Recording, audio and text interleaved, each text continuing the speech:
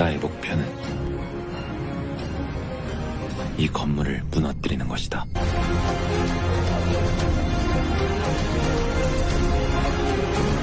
Episode 1 dari drama Vincenzo dimulai dengan Vincenzo Cassano menyaksikan sebuah bangunan runtuh ke tanah.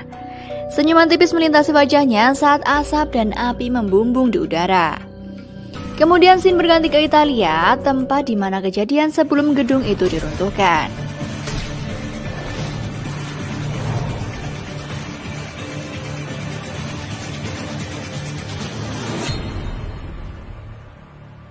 Ada seseorang bernama Emilio.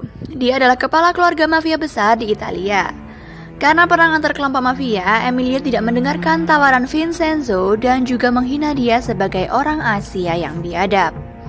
Vincenzo kemudian pergi dan memberitahu pria itu bahwa dia adalah orang biadab, lalu menyalakan korek api saat dia berjalan ke mobilnya dan membakar seluruh kebun anggur yang sebelumnya sudah disiram oleh bensin dengan menggunakan pesawat. Dia kembali ke rumah keluarganya yang luar biasa, di mana kita melihat bahwa Vincenzo adalah anak angkat dari bos mafia. Dia juga adalah seorang pengacara top untuk keluarga. Tetapi ayah angkatnya telah meninggal sehingga putra kandungnya yang cemburu pada Vincenzo mencoba membunuhnya dan mengirim pembunuh ke apartemen Vincenzo. Vincenzo kemudian membunuh para pembunuh dan juga mengirimkan peringatan kepada saudaranya dengan meledakkan mobilnya. Dia mengatakan padanya untuk tidak mengganggunya lagi dan jika tidak, lain kali dia akan meledakkan mobil saat dia berada di dalamnya. Vincenzo melakukan perjalanan ke Korea tetapi dirampok oleh pengemudi palsu dalam adegan yang cukup lucu. Namun, baru tiba di Korea membuat khawatir agensi NIS bahwa dia ada di sana. Ada seorang pria bernama Ah Kin Suk yang tugasnya mengawasi pengawasan Italia. Dia tidak pernah melakukan apa-apa, tetapi dia langsung menarik perhatian begitu muncul peringatan bahwa Vincenzo ada di pedesaan. Karena dia tahu siapa Vincenzo itu.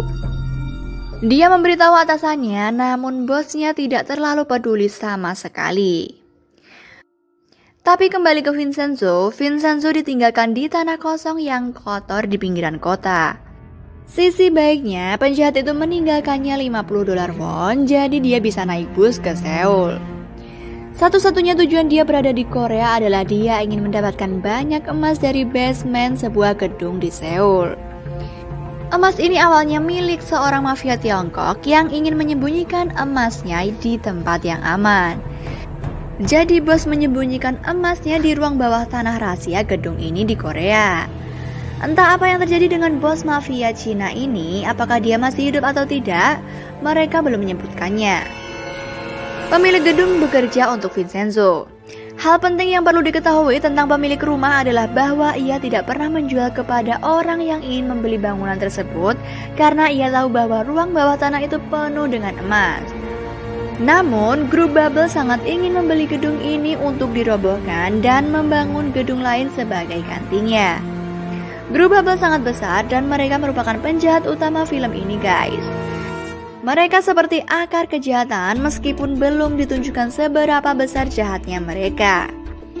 Vincenzo akan tinggal di gedung yang cukup bobrok dan di situ kalian akan mendapatkan adegan mandi yang lucu di mana airnya sangat dingin dan kemudian panas, tetapi juga menyemburkan air yang kadang lancar kadang tidak. Dia mencoba untuk tidur malam itu, tetapi seekor burung mengganggunya di jendelanya yang membuatnya tidak bisa tidur. Keesokan paginya, dia mengetahui bahwa ibunya berada di penjara dan pengacara Hong Yo-chan adalah pengacaranya. Pengacara ini juga merupakan penyewa di gedung milik Vincenzo yang sedikit memperumit situasi.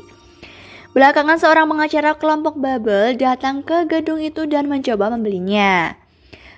Vincenzo dan pemiliknya Jo Young Won tidak menjualnya. Tidak peduli berapa harganya karena mereka memiliki ratusan juta emas di ruang bawah tanah rahasia, sehingga mereka tidak tertarik sama sekali. Hal ini menyebabkan beberapa preman menyerang Jo Young Won dan keluarganya dan memaksa Jo Young Won untuk menandatangani dokumen untuk menjual bangunan tersebut kepada mereka. Dia dan keluarganya diikat sepanjang malam. Dia mencoba memberitahu Vincenzo ini keesokan paginya saat mengemudi, tetapi dia tertabrak truk saat di tengah penjelasannya, guys. Para preman yang membeli gedung itu pergi ke gedung tersebut di pagi hari dan memberitahu semua penyewa bahwa mereka sekarang memiliki gedung itu dan akan segera dibongkar untuk membangun gedung bubble yang baru. Selain itu, mereka menggertak penyewa di sekitar untuk segera pergi. Tapi Vincenzo tampil dramatis dan menghentikan mereka. Para preman mencoba menindas Vincenzo juga dengan gerakan sangat cepat dan elegan. Dia menggunakan pita pengukur, mengikat lalu menggantungnya di luar jendela terdekat.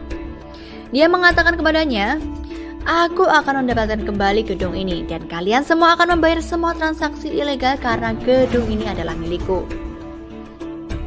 Itulah drama Vincenzo episode 1. Terus ikuti kisahnya di channelnya Avan Ari ya.